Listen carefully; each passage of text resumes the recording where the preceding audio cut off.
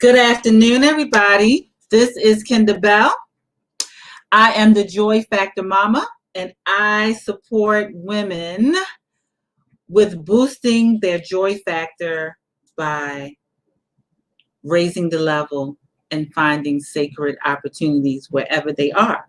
So, the title of my topic today is In the World, but Not of It. And I know I probably have some people that have a Christian background, such as myself, that have heard this scripture shared quite often. That we are in the world and not of it.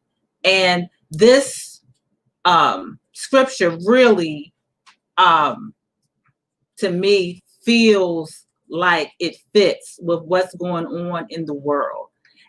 With the idea that we are in 2021 and a lot of us are still mentally still in 2020.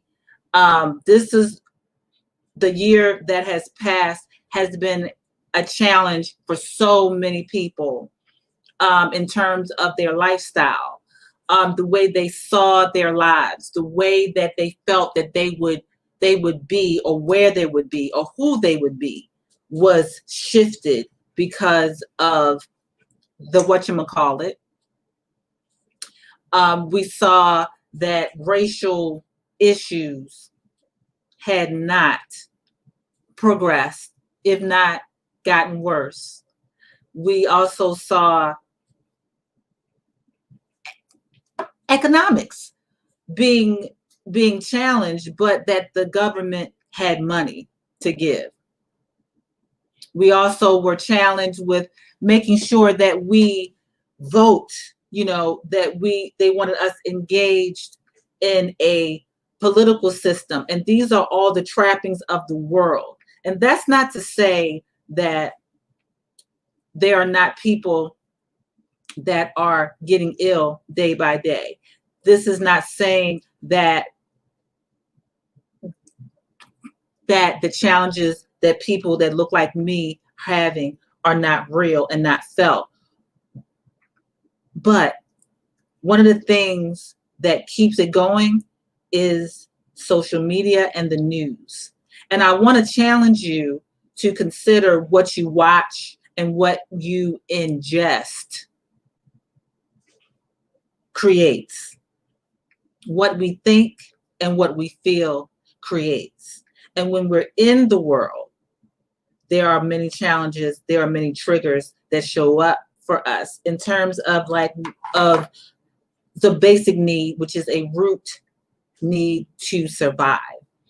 And when we see pictures of people lining up in hospital beds, when we see people on ventilators, when they constantly show us rows and shelves of empty things, when we're told about a magic shot that we have to get to be safe, it becomes overwhelming to not get caught up in that. And what I want to share with you is that whatever the story is that you have about your life is yours to have. You are the biographer of your story, and you are the main character in that story. And the things around you, you can choose it to move the plot along or not. How many of you watch the news? Give me a 1 if you watch the news daily.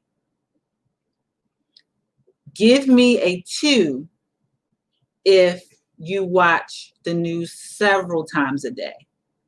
And it's no judgment. I just want to know where we are, because I myself limit what I watch on television. And it's not because I don't want to be informed. It's not because I'm living in this magic bubble, but I'm very clear that what I watch and what I listen to feeds my mind, and it supports creation of what I see and what I experience. Even if I don't intend it to happen, it will happen. Like, for instance, if you listen to music, a song, I've had many circumstances where I heard a same song over and over again that I did not like. I'm trying to think of a song, but I can't right now, of course, because I'm on this live just expressing it. But think about a song that you could not stand. And for some reason, you find yourself singing it to yourself. How does that even freaking happen? Because repetition. Most of us have been enrolled in a school system, public school system. Even private schools will do that as well. But one of the things that they teach us is learning by repetition. Our ABCs that we can recall without even thinking were taught to us through repetition and song. So when there's a certain rhythm that we experience with something, it becomes a part of what we are. We began in kindergarten or pre-K learning ABCs, A, B, C, D, E, F, G, H, I, J, K, L, M, N, O, P, Q, R, S, T, U, V, W, X, Y, and Z. I can say that without even thinking about it. But what? Hey, Talanda, what's up, baby? Please also share my video. Please share. It is shareable because I want this message to get out to everyone. So if you can, share it on your page, share it with your friends, share it in one of your favorite groups, because this message is important for everyone. So what I'm saying to you is that on a basic level, we learn things through sight, repetition, and rhythm. So the ABCs, as I shared, we learned them by first what the letters look like, then the sounds. We learned how to phonetically say them. But the trick was they gave it to us in a song. A, B, C, D, E, F, G, H, I, J, K, L, M, N, O, P, Q, R, S, T, U, V, W, X, Y, and Z. Now I know my ABCs. Now, how many of you know that song? Okay. Repetition, sight, phonetic, how to say it, how to mouth it, and then a rhythmic connection to it. And that's what we see on social media, what we see on television programs or news, or even for my deep people that don't watch the news, but they binge watch YouTube videos. You're not out of this either, because you're a part of the creation too. Whatever you are spending your time with and watching, your eyes, phonetically speaking back and understanding, and the rhythm of you watching it once a day, twice a day, all night, over and over again, it's creating your mind. So being in the world, but not of it, you are now a part of the matrix. You are a part of the moving system. You're moving it along. So how can you be in the world and not of it? How can you maintain joy when wherever you look on social media or on the news is talking about death, hate, destruction, poverty, sickness? How do you do that? Well, one thing is to, yes, being in the world, you need to know what's going on in the world. So you do need to have a sight about the news, because laws are being changed every day. Laws are being changed every day. There's things popping up. So you need to be aware. Okay. But are you watching these things for informational purposes, or are you watching it to support a certain narrative for yourself? And again, sometimes we do this unconsciously. We're not even conscious about it. But we whatever story that we're having, depending upon what we're watching, it's going to support it or defute it. Most of the time, it will support it in some form or another. So if you are a person that has health challenges and you're concerned about getting ill due to what's going on in the world, and I'm being very careful about what I say because they censor people now when they talk about things.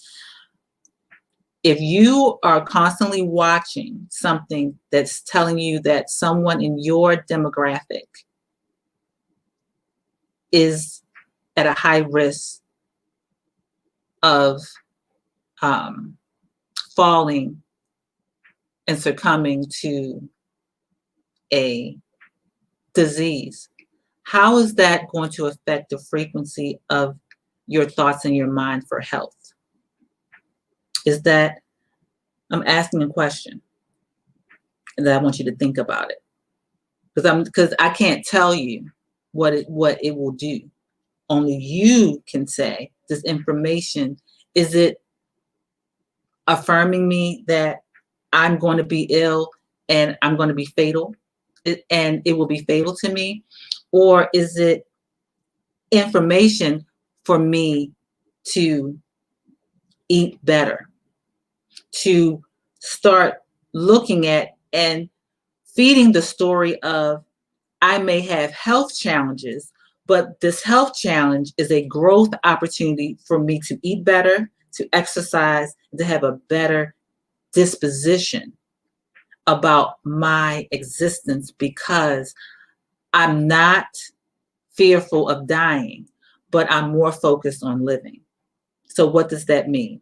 That means that if I'm at a high risk based upon the narrative that the world is telling me, and because I'm in the world but not of the world, that means that I have the opportunity to eat better, to experience more joy, because joy and happiness boost your immune system. I have the opportunity to walk and be more active. I have the opportunity to eat more fruits and vegetables, update my diet, take supplements that enhance my body for healing. Because what's going to happen is that if you start doing all of this, it changes the world around you. Because even if you think you are not a significant being in this world, that's a lie.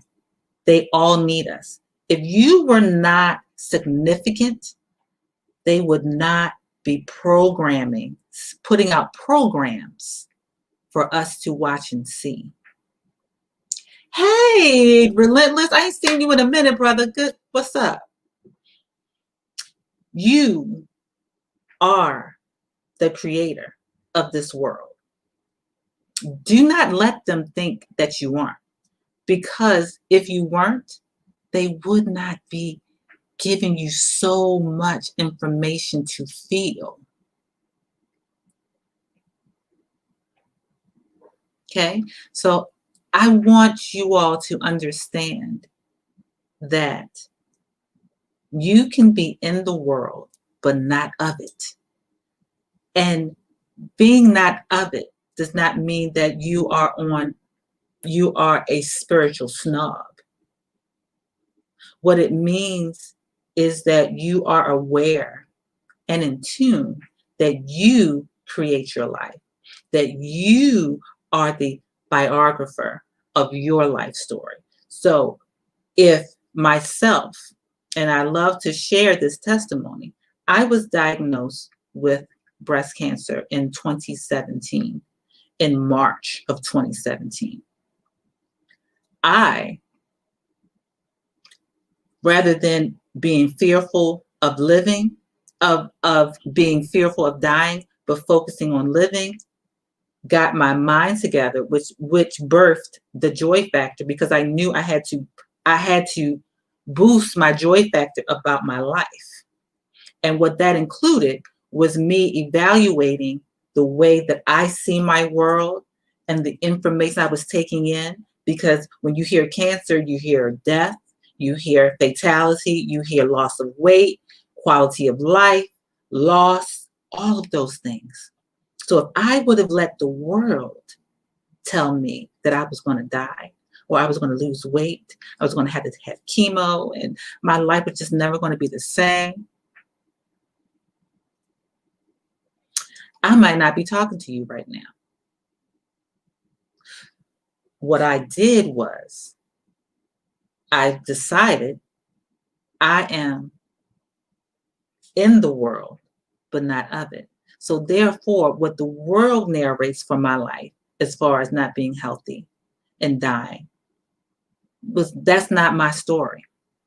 And it was not my story. So I had very good friends and sisters that guided me to a protocol to heal my body. But more importantly, rather than healing my body, I also looked at my internal thinking and the way that I perceived my world and who I was in it. And that's when I began to pull myself out and realize that I was in the world, but not of it. And by June of that same year, I had the tumor removed, cancer-free, no chemo, no radiation.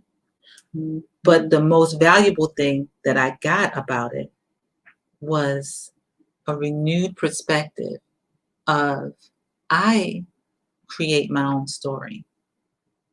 And so do you. So I share all this to say, please do not OD on the news of doom and gloom. Be informed, but not instructed. I'm going to say that again. Be informed, but not instructed. You can decide how you want to exist in this. There are people that have not gotten sick. There are people that have gotten sick. And there's no judgment either way. But what I want you to do is know that even if you get ill, that is an indication of really paying more attention to yourself. And one of my good girlfriends told me this when I was first diagnosed with cancer, because I was afraid. And she said, I want you to look at this as the opportunity to do self-care and pay attention to yourself. There's something in you that you have not been paying attention to, and that's why you've fallen ill. Okay? So I bless you. I give you honor. And if there's anyone that would like some support with learning how to boost their joy factor in their everyday life, I'm here for you, because this is a time for a new you revolution. My husband as well does powerful coaching where he supports men, because there are a lot of brothers out here that are that have to be the soldiers and the leaders in this world, and they may not have someone that they can bounce things off of and get a greater understanding of their purpose with, so that they're able to raise the level. And we also support couples with our company called Sacred Opportunities, because we know that when two people come together, it is a sacred opportunity, that every day that we live is a sacred opportunity. And the challenges that we're facing right now with the whatchamacallit, in just financial challenges are actually growth opportunities for us to ascend to the God self that is operating in us and wants to get out. So thank you so much for listening. If this video blessed you, please make sure that you share it. Make sure that you also follow me on all social medias. My name is Kenda Bell. Go to my website and subscribe. I have a class that's coming up, New You Revolution. It's going to be powerful. And my husband has something coming up, especially for the men. Thank you so much and have a blessed afternoon. I feel so good. And I thank you so very much for joining me today.